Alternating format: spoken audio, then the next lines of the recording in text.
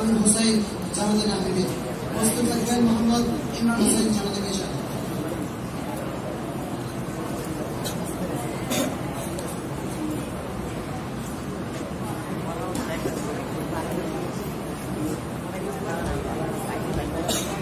السلام عليكم ورحمة الله وبركاته.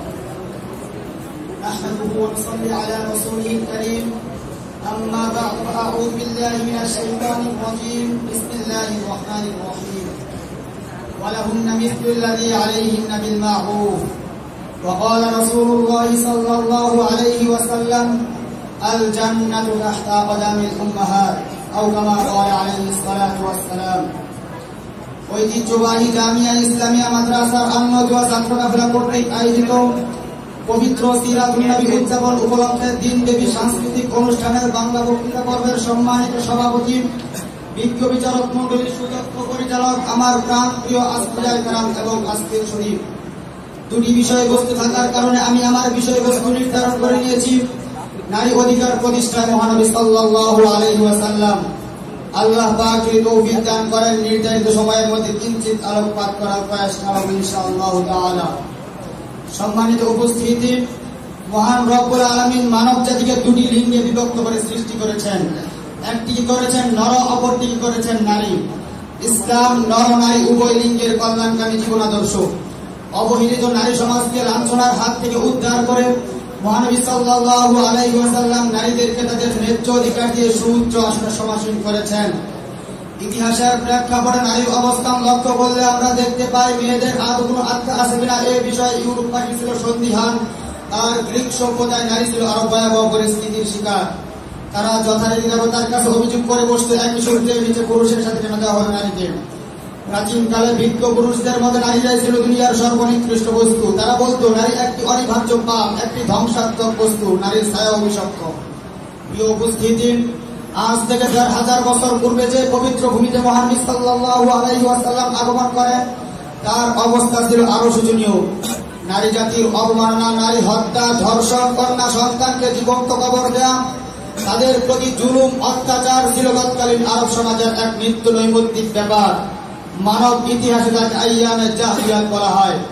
ঠিক নারী সমাজের এমন করুণ মুহূর্তে সর্বকালের সর্বশ্রেষ্ঠ মহামানব, নারী মুক্তির কিংবদন্তি রাসূল আরবি সাল্লাল্লাহু আলাইহি ওয়াসাল্লাম শান্তির আলোকবার্তা নিয়ে আগমন করেন এই ধরায়, যিনি মাত্র 23 বছরের ব্যবধানে সকলে উত্থান করেন অন্যায়, অত্যাচার, জুলুম, নির্যাতন আর প্রবাহিত করেন শান্তির সুশীতল বাড়িধারা।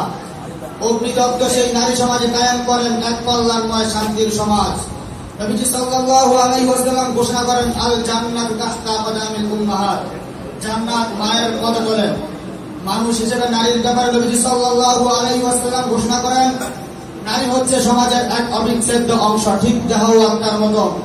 যেখানে ঘোষণা করা হয়েছিল নারীরাই সকল সব অনর্থের মূল, সেখানে ঘোষণা করা হলো নারীরাই সকল সাফল্যের ফুল।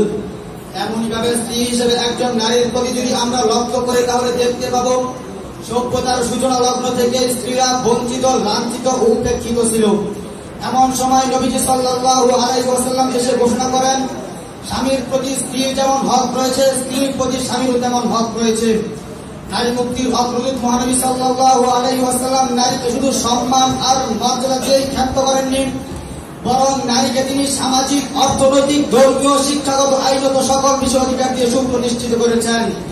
ইসলাম আগমনের পূর্বে এবং পরের অবস্থা তুলনা করলে স্পষ্ট হবে যে নারী জাতির মর্যাদা ও অধিকার প্রতিষ্ঠার ক্ষেত্রে মুখ্য অবদান রেখেছে পৃথিবীর বুকে মুহাম্মদুর রাসূলুল্লাহ সাল্লাল্লাহু আলাইহি ওয়াসাল্লাম।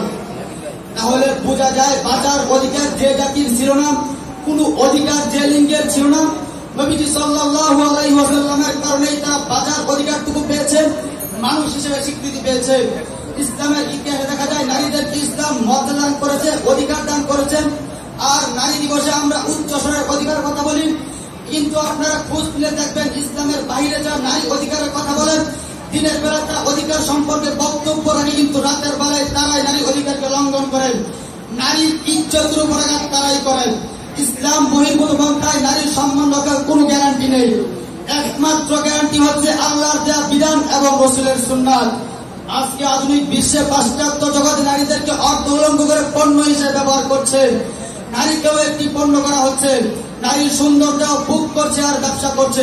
নারীর সৌন্দর্য বুক করার ব্যবসা করে কি নারীর স্বাধীনতা, নারীর অধিকার? কখনো নয়।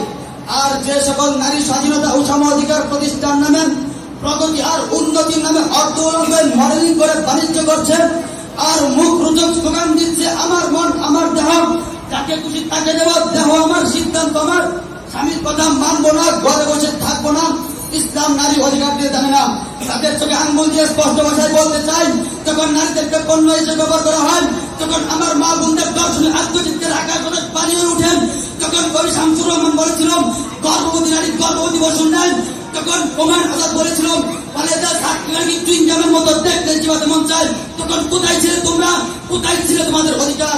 তোমাদেরকে স্পষ্ট ভাষায় বলতে চাই, এই বাংলা জমিনে থাকবাম, আল্লাহর বিধান পথ থেকে অস্বীকার করবাম, আল্লাহকে গালি দিবাম, নবীকে নিয়ে কটূক্তি করবাম, তোমাদেরকে এই বাংলা জমিনে ঠাই দেওয়া হবে না, ইতিপূর্বে যেমন ঠাই দেওয়া হয় নাই।